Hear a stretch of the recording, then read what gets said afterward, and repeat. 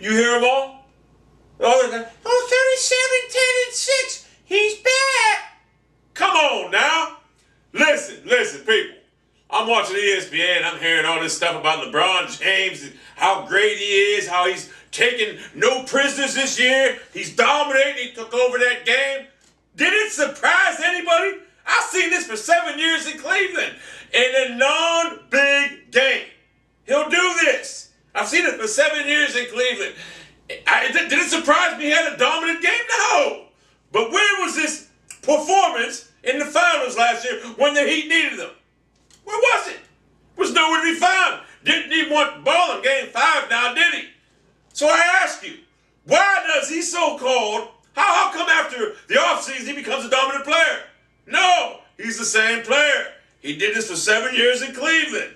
Anyone that's a LeBron James fan or Cavalier fan will tell you that. And now, welcome to the ship, or welcome aboard, Miami Heat fans, because you're finding out the hard way. He's going to have great games up until the playoffs starts. Then he'll have some more good games. And then, if they get to the finals, he's going to be trying to muster enough strength to have a big game. But you know what? It's going to seize up here and seize up here or down here. He's not going to be able to do it. See, what happens sometimes to athletes, now there's no denying LeBron James is the greatest basketball talent that we're ever going to see on a basketball court.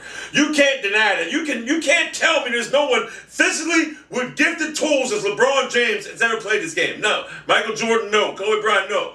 LeBron has them all, but he doesn't have this. He doesn't have this. That's why we'll never, and he probably will never win a title. See, what happened to LeBron James is he wanted to acquire a title so bad. He knows he don't have that killer instinct. So what did he do? You can't buy that. You can't buy that. You can't buy killer instinct. So what did he want to do? The next best thing. He thinks in his little mind that I'm going to go ride Dwayne Wade's coattail. And what happened last year? Tried riding it. And at some points, in some juncture in them games, it looked like Dwayne Wade wasn't even broke down. It looked like he was just like, help me, help me. And LeBron just couldn't do it. He looked disinterested. Game 5 against Boston. Anyone remember that? In Cleveland.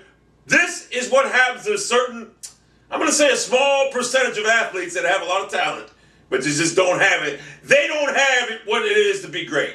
And unfortunately, if you Miami Heat fans, you're starting to realize this. There is no way, and you can take this to the bank. You can remember this. There is no way LeBron James will ever win a title in the NBA, no matter who he plays with. Because in a big game, sure, he's going to have some big games. He had some great games against Detroit a couple years ago when he was with the Cavaliers. But in a big game, biggest moment, biggest stage ever, he's going to and he's going to have to rely on Dwayne Wade. And Dwayne Wade cannot carry that team alone. Believe me when I tell you. So did it surprise me LeBron James went 37, 10, and 6? Absolutely not. I've seen the man dominate. But I've also seen him shrink in big games. And what you Miami Heat fans are going to come accustomed to for the next 3 or 4 years, or however long it is until you boom out of that city. And then I hear he's probably going to want to, maybe he'll come back to Cleveland. No, look, we don't need you. We don't need you. All right? And then there's going to be some people out there saying, I'm just a disgruntled Cavalier fan. Guess what? I don't even like basketball. Although I did watch him when he was here. It gave me something to do. But I can care less who wins the title. I don't care if the Heat ever win it. I don't care if the Mavericks ever win it. I heard they won it last year. I don't care. I don't care about basketball. I'm a football fan. It don't get any worse than the Cleveland Browns right now at this juncture, all junctures. But anyway, so for all these people out there saying LeBron James, if you see him dominant, look, regular season game means nothing. In the playoffs, when it counted most, what did LeBron James do last year? He disappeared. Dwayne Wade, even Chris Bosh, although he had 4 points yesterday, he's a horrible player, whatever, he played terrible. Even Chris Bosh tried his little heart out last year, and to no avail. LeBron James just sat there like, well, I'm going to come back in the offseason, whatever, whatever.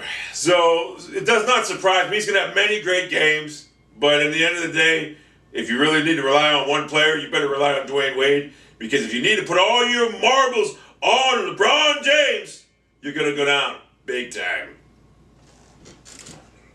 The media acts like this guy's changed in the offseason. It's a regular season game. We've seen it for 7 years in Cleveland. He does this all the time. He's going to have some dominant performances.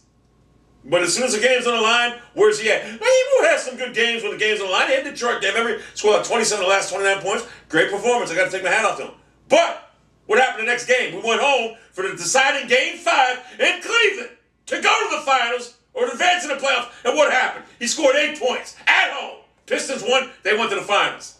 So then, forgot about that one, didn't we? Forgot about it. Took over the Detroit Pistons series a couple years ago, right? Scored 27 of the last 28 points for the Cavaliers. The following game, Game 5, the decisive game in that whoever wins that goes to the finals or the next round, whatever. What did he do? Scored 8 points in Cleveland.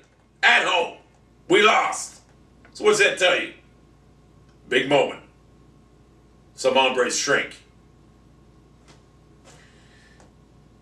If they don't get it now, they never will. Maybe in 10 years down the road when they got one title because of Dwayne Wade, what's his name? Shaquille O'Neal.